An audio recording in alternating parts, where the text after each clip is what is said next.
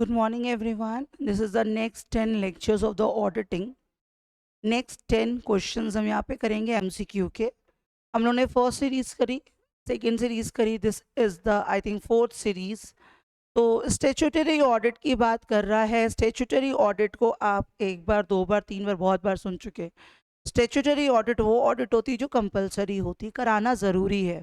तो किसके लिए कराना ज़रूरी है? बोले कि ऑल पब्लिक कंपनी लिमिटेड के लिए, प्राइवेट के लिए, दोनों के लिए. तो बोले किसके लिए? दोनों के लिए. सारे बिजनेसेस के लिए बिल्कुल नहीं है. कुछ बिजनेसेस हैं जो स्मॉल स्केल में कर रहे हैं हम, कुछ बिजनेस जो अकेले हम कर रहे हैं, कुछ बिजनेस हम कुछ पार्टनर्स बना के कर रहे हैं. उसके लिए स्टेचुटरी ऑडिट तो है ही नहीं है. तो स्टेचुटरी ऑडिट किसके लिए? इधर द प्राइवेट और द पब्लिक कंपनी के लिए. Next question. जो इंटरनल ऑडिटर है वो कौन अपॉइंट करता है? तो बोले इंटरनल ऑडिटर जो अपॉइंट करता है, मैनेजमेंट करता है. कौन करता है? मैनेजमेंट. तो यहाँ पे मैनेजमेंट का हेड कौन बैठा हुआ है? संचालक मंडल, बोर्ड ऑफ डायरेक्टर्स. ठीक है. Next question. अब आपने ये बताना है मुझे, इंटरनल ऑडिटर कौन होता है? इंटरनल ऑडिटर अंशधारियों का प्रतिनिधि करता है, रिप्रेजेंटेटिव होता है, गवर्नमेंट का रिप्रेजेंटेटिव होता है, एम्प्लॉय होता है, इंडिपेंडेंट प्रोफेशनल होता है. इंडिपेंडेंट प्रोफेशनल क्यों नहीं होता है? क्योंकि वो इंटरनल का बंदा है. रिप्रेजेंटेटिव नहीं होता सरकार का, तो गवर्नमेंट का एकदम नहीं होता. तो कौन होता है? एम्प्लॉय होता है, क्योंकि internal auditor is an employee of the company. Next. कहते हैं कॉन्टीन्यूस ऑडिट जो होता है, कौन सा ऑडिट? कॉन्टीन्यूस जो ऑडिट होता है वो कौन सी कंपनीज के लिए कंपलसरी होता है, रिक्वायर्ड होता है? तो यहाँ पे कौन आंसर होना चाहिए? Banking company. क्यों? क्योंकि ट्रेडिंग कंपनी पता नहीं, स्मॉल कंसर्न के लिए नॉट एट ऑल, मैन्युफैक्चरिंग के लिए नहीं.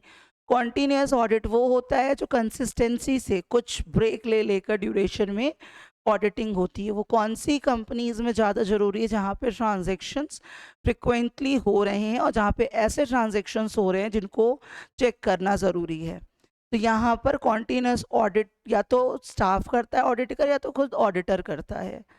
ठीक है. नेक्स्ट कह रहा है which type of audit is more suitable where there is no statutory system. जहाँ पे स्टेचुटरी सिस्टम इंटरनल चेक का सेटिस्फैक्टरी ना हो, है ना, सिस्टम सेटिस्फैक्ट्री ना हो, जिसमें थोड़ा सा शक हो रहा हो, तो वहाँ पे कौन सा ऑडिट करा लेंगे? कॉन्टिन्यूस ऑडिट की सीरीज चला लेंगे.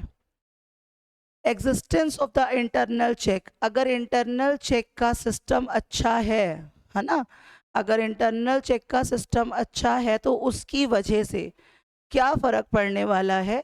ऑडिटर का वर्कलोड कम हो जाएगा, ऑडिटर की लाइबिलिटी कम हो जाएगी.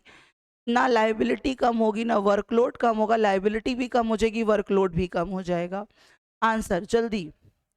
लाइबिलिटी कम नहीं होती, आपकी लाइबिलिटी किसी के टूवर्ड्स कम नहीं होगी, आपका वर्कलोड जरूर कम हो जाएगा. इंटरनल चेक अच्छा है, सब बंदे अपना अपना काम कर ले रहे हैं, आपको सिर्फ और सिर्फ लुक आफ्टर करना है सबने बंदों ने काम किया कि नहीं किया. अगर इंटरनल सिस्टम अच्छा है तो ऑब्वियसली जो ऑडिटर है उसका काम कम हो जाएगा. क्या कम हो जाएगा? काम, not the liability. Right, workload कम हो जाएगा.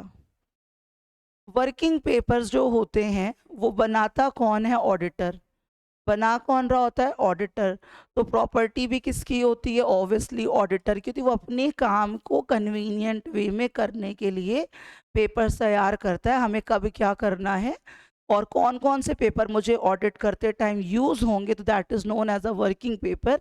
ये किसकी प्रॉपर्टी होती है? ऑडिटर की प्रॉपर्टी होती है.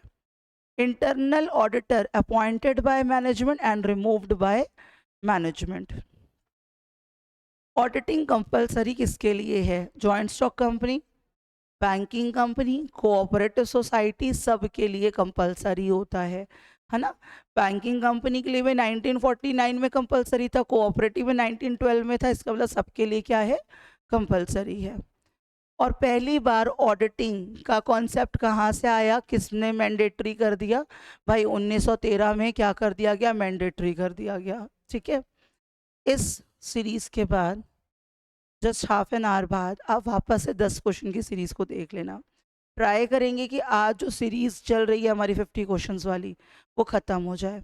ठीक है. तो 50 क्वेश्चन आज ही हम कंप्लीट करेंगे. नेक्स्ट सीरीज आप मतलब प्रॉबेबली हाफ एन आवर बाद देख लीजिएगा. फिर से मैं अनाउंस कर दूं, ऑडिटिंग की क्लासेस एप्लीकेशन में कंप्लीट हो चुकी हैं। ये हम लोग प्रैक्टिस कर रहे हैं, कुछ प्रैक्टिसेस हम लोगों ने सिर्फ ऐप में की थी।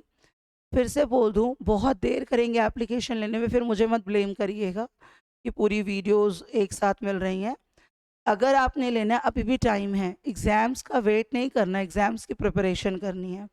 नोटिफिकेशन आने के बाद हम पढ़ेंगे नेक्स्ट ईयर के लिए।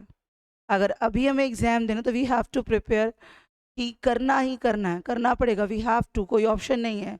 और ज़्यादा से ज़्यादा हम लोग प्रैक्टिस के साथ जुड़ेंगे, ठीक है। तो 10 में से कितने क्वेश्चन सही हुए हैं, काइंडली लेट मी नो। और नेक्स्ट क्वेश्चन की सीरीज़ में हाफ एन आवर बाद मिलिए, ठीक है।